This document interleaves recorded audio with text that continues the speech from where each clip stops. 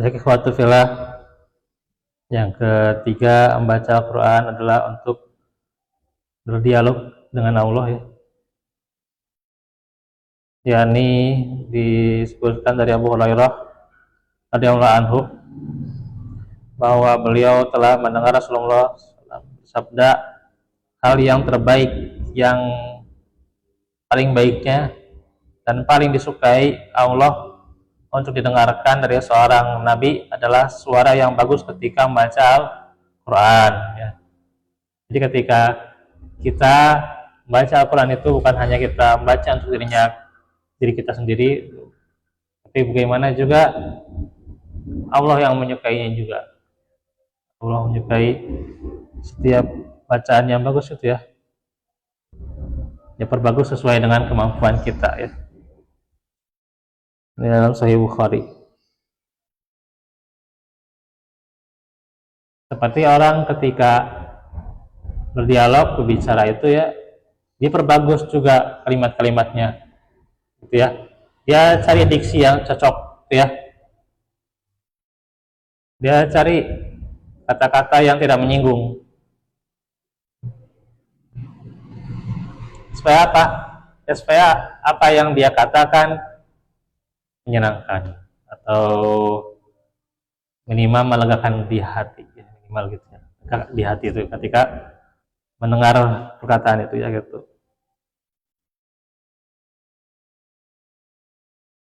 Apalagi ya kepada Allah Subhanahu wa taala kita berdialog, ya, harus dengan yang paling bagusnya, gitu, ya. Ucapan kita itu pasti Allah Maha melihatnya, ya.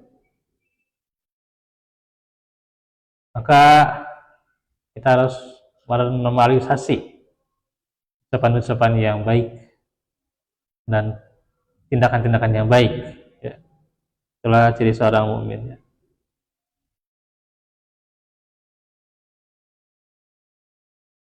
Diriwayatkan dari Fudhalah bin Ubaid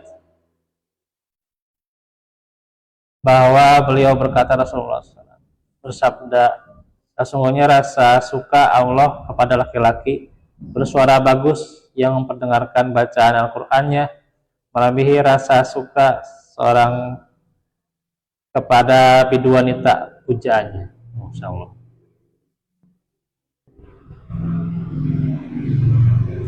Sunan Ibnu Majah. Kalau misalnya seorang mendengarkan sebuah syair atau nyanyian, ya. Contoh,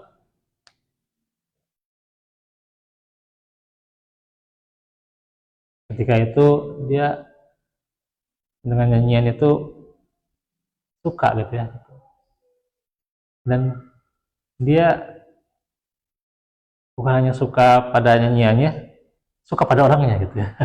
Pada orangnya. Terus orangnya itu jadi idola, maksudnya, gitu, ya, jadi idola.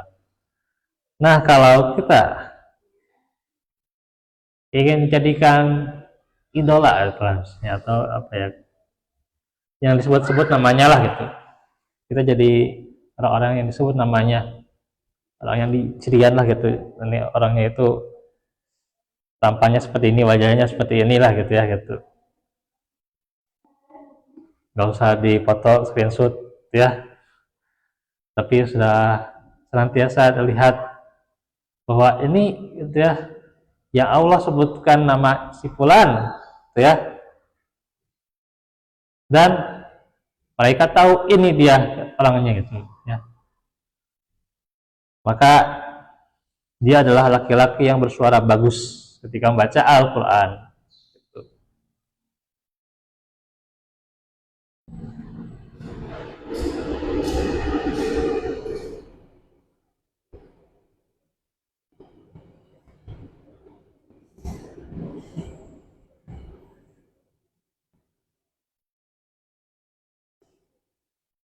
Kan orang gampang, ya, ketika misalnya mengidolai seorang itu, ya, dia itu cari, bukan hanya cari alamat, ya, tapi bukan alamat palsu, gitu. Kan cari alamat, tapi cari keterangan biodata profilnya, gitu, ya, CV-nya, gitu, ya, dicari CV-nya, gitu. namanya dan seterusnya gitulah gitu ya. Ya, sudah dia ketahui CV-nya, dia bahkan dia simpan fotonya, dia koleksi fotonya, bahkan dia dipajang di rumahnya gitu ya.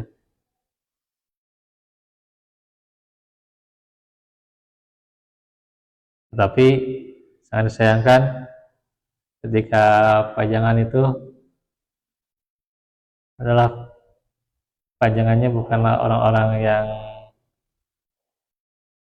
katakanlah benar-benar bisa jadikan teladan juga gitu ya.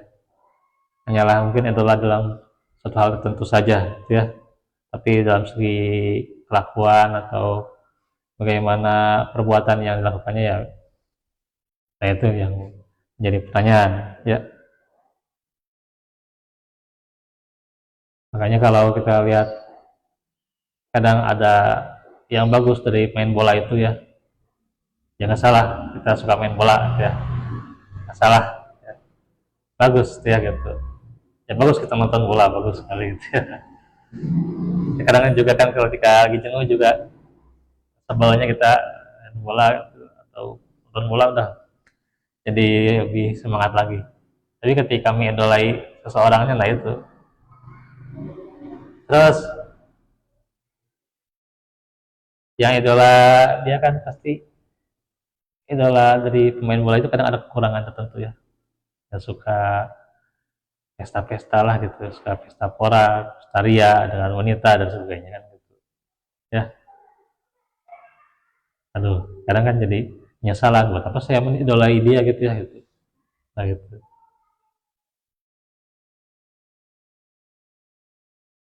Nah ini harus jadi pertanyaan buat kita, kalau kita ingin jadi yang terbaik di sisi Allah, si malaikatnya, si manusia juga, tak perlu kita mencari idola-idola yang lain ya. Cukup bahwa diri kita buktikan diri kita pada Allah Subhanahu wa taala ya, tapi ya bukan pada orang lain, pada manusia, pada Allah, bahwa kita senantiasa berdialog dengan kitabnya ya, dengan Al-Qur'an.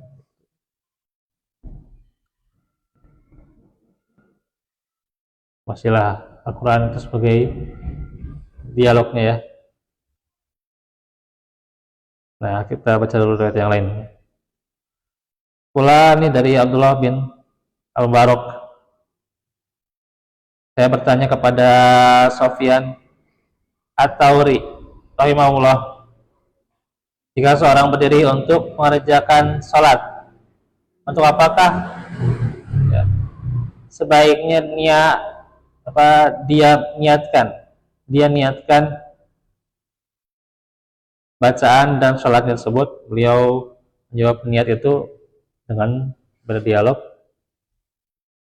bersama Rabbnya, berarti kan dia harus niatkan untuk Allah ya, kepada Allah ya gitu. Karena dia sholat kan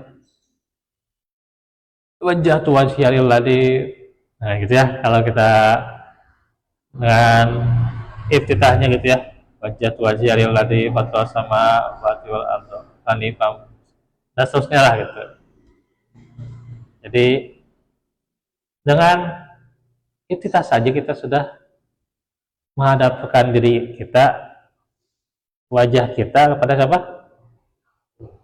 Yang menciptakan, kepada Allah ya.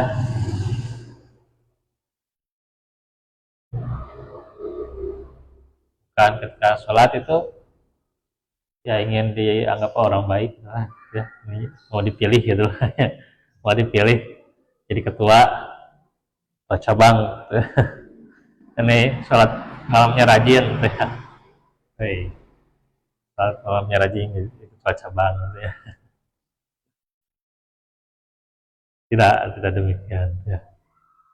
Jadi DKM ya, di DKM sholat malamnya rajin nih. Tidak demikian tidak. Atau jadi minantu lah gitu. Lihat minantu ini, aduh insya Allah sholatnya nih, oh, insya Allah gitu ya. Tidak, niatkan untuk Allah gitu ya.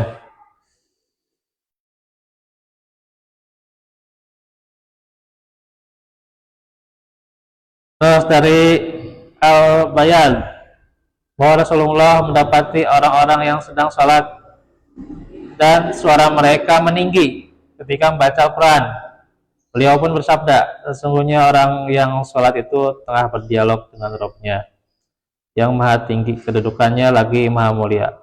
Maka hendaklah dia perhatikan apa yang diucapkannya, jangan sampai saling berlomba meninggikan suara. Ya, tuh. Karena bukan hakikatnya perlombaan, ya. Baca Al-Quran itu bukan hakikatnya perlombaan, bukan ya, untuk diperlombakan. Tapi apa? Untuk memperbagus, ya, kataannya, perbagus tindakannya, dan itu akan dinilai oleh Allah Subhanahu wa taala. Terus Qatadah rahimahullah berkata, saya tidak lagi pernah memakan bawang bakung, ya.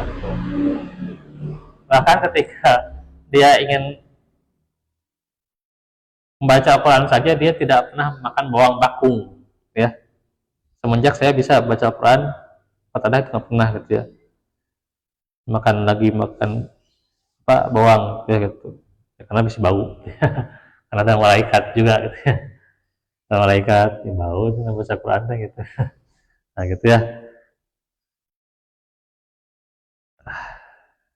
Tidak, beliau bahkan bawang saja diwaspadai gitu, ya, agar tidak apa,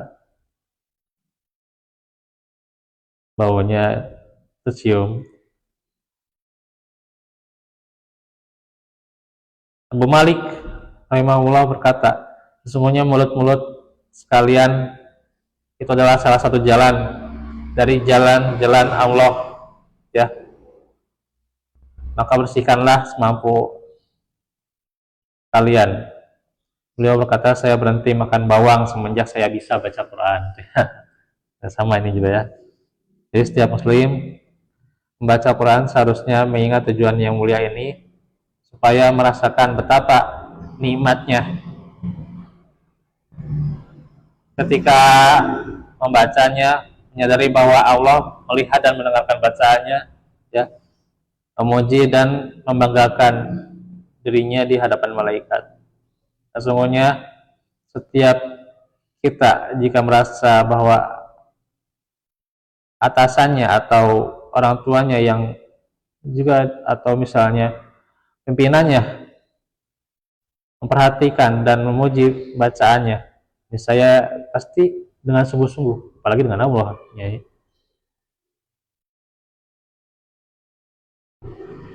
Bagaimana kalau yang memuji itu adalah raja, misalnya raja di raja, pemilik segala langit dan bumi, serta yang terdapat di antara keduanya, ada juga yang ia ciptakan juga, baik makhluk-makhluk yang besar maupun kecil.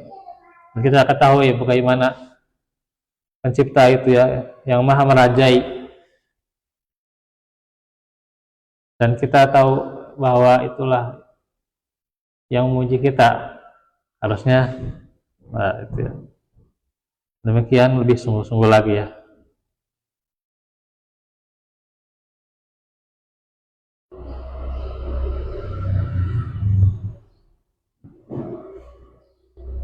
Nah, pada saat itu merasakan bahwa Allah berbicara langsung kepadanya dan mendengarkan bacaannya. Oleh karena itu, jika mendapati ayat yang mengandung tasbih, dia pun apa? Bertasbih, ya, pada Allah. Jika dia menjumpai ayat yang berisi ancaman, dia minta perlindungan.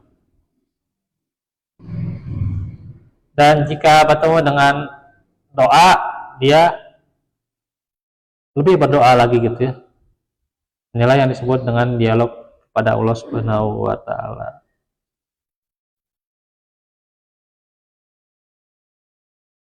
Ya, bagaimana beliau berkata, ini Hudzaifah yang maksud adalah pada saat salat malam bersama Rasulullah, dalam salatnya beliau mulai bacaan dengan surah Al-Baqarah, ya. Tentunya maksudnya dengan baca Al-Fatihah kemudian Al-Baqarah maksudnya ya. Saya pikir beliau akan berhenti, akan segera ruku di ayat yang ke-100 ya. Tapi beliau nyata di ayat yang 100 tidak berhenti, lanjutin lagi gitu ya. Saya pun berkata dalam hati, beliau akan menyelesaikan rakaat ini dengan menamatkan semua surat Al-Baqarah ya. Ternyata beliau lanjut lagi surat An-Nisa. Berapa lama tuh ya? Kalau kita dengan bacaan yang lambat ya paling 2 jam lebih gitu. Salat malam teh insyaallah. Satu rakaat gitu, rakaat. An-Nisa kemudian Ali Imran ya. Beliau membacanya dengan tenang ya. Kita gurung gusuh gitu ya. Nah, ini waktunya berapa menit lagi gitu ya kita baca Al-Baqarah. Nah, kalau panjang gitu ya. 10 ayat aja terlalu panjang. Ada aja kita 2 sampai 3 ayat. Rasulullah berapa ayat? Al-Baqarah 206, terus An-Nisa 176 ya. Terus Al-Imran ya 200 ayat tuh. Sampai segitunya. Ditamatkan dalam satu rakaat tuh, insyaallah. Beliau membacanya dengan tenang tuh. Kalau kita gurung gusuh, imam aja baca panjang udah kata-ketir kita mah. Imam baca Al-Balad aja udah kata-ketir gitu ya. Nomor Al-Balad ala-ala weh itu udah gurung gusuh gimana nih belum beres-beres gitu ya. Ya Allah. Kalau ada di sini kan Iya. panjang lama kita baca ayat surat gitu. Ada pendek-pendek aja kalau yang siram. Yang siram kan karena lagi pada sibuk gitu ya. Jadi kalau Nabi itu melewati ayat yang mengandung tasbih, pujian-pujian kepada Allah, beliau langsung bertasbih. Nah, kalau berisi doa, beliau lebih berdoa lagi, dan melewati ayat tentang perlindungan, beliau minta perlindungan, ya, mohon perlindungan. Sedikit lagi ya. Jadi itu dialog hamba kepada Allah Subhanahu wa Ta'ala. Dengan penuh kesadaran memahami apa yang dibaca, mengapa dia membaca, siapa lawan bicaranya, apa yang dibutuhkannya dari lawan bicara, ya, dan apa hak-hak yang harus ditunaikan dalam rangka memuji dan mengagungkannya. Nah, ingat selalu kita jika menemukan salah satu karakter kesuksesan dan kebahagiaan dalam Al-Quran, mohonlah hal itu kepada Allah langsung ya gitu. Ya Allah, saya ingin sukses seperti suksesnya Nabi Ibrahim. Berdoa sok, doa gitu langsung. Saya ingin suksesnya ya seperti Nabi Sulaiman, sok enggak berdoa ya gitu. Berdoa kepada Allah gitu ya.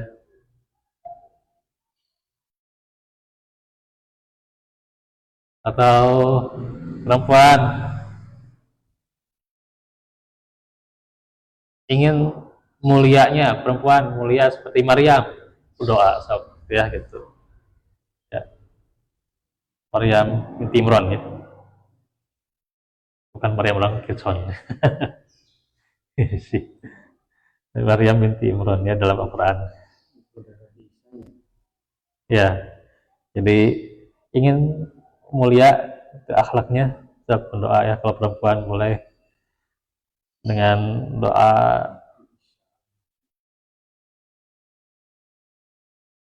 Nah, bertemu dengan ayat-ayat dengan tanda-tanda kemelaratan misalnya, kegagalan, kesusahan, dan sempitan hidup, berlindunglah kepada Allah ya gitu. Saya nggak mau sempit hidupnya kayak apa? Kayak Korun, ya Korun. Walaupun kaya tapi sempit hidayah ya. Korun kaya tapi sempit hidayah, tidak mau sedekah gitu. Iya, iya, akhirnya dia kan ditenggelamkan. Tidak mau gagal lah, tidak mau gagal seperti Korun. Jadi kita tarbiyah dengan cara membaca Al-Quran orientasinya ya bermunajat kepada Allah Subhanahu wa taala, sajiwa kondisi bersemangat akan meningkatkan pendekatan diri kita kepada Allah, yang perasaan merasa dewasa oleh Allah yang akan bentengi. Jadi ketika misalnya dari semangat yang kadang futur itu ya, dan menurunnya datang kepada Allah, tapi kita rasakan bahwa Allah melihat kita ya. Dan yang terakhir, quotes yang diungkapkan, jika ingin merasakan manfaat dari Al-Quran, satukanlah hati kita ketika membaca dan mendengarnya. Dengarkanlah dengan penuh perhatian, bersikaplah seperti orang yang diajak bicara gitu ya, oleh Allah. Sungguhnya Al-Quran itu adalah panggilan dari Allah untuk kita melalui lisan Rasulnya. Maka penting ya, ingatlah dalam bermunajat kepada Allah dengan Al-Quran ada 5 makna. Yang pertama, bahwa ketika membaca Al-Quran Allah mencintai. Nah itu yang pertama, Allah mencintai orang yang membaca Al-Quran. Yang kedua, Allah melihat ya, Allah perhatikan, Allah maha melihat. Yang ketiga, Allah mendengarkan Anda dengan baik ya. Allah memuji ya. Yang keempat, Allah memuji dan juga Allah memberi pahala, memberi balasan. Maka berusaha mengingat itu ya. Kalau ingin membaca Al-Quran ya, maka jangan sampai terlupa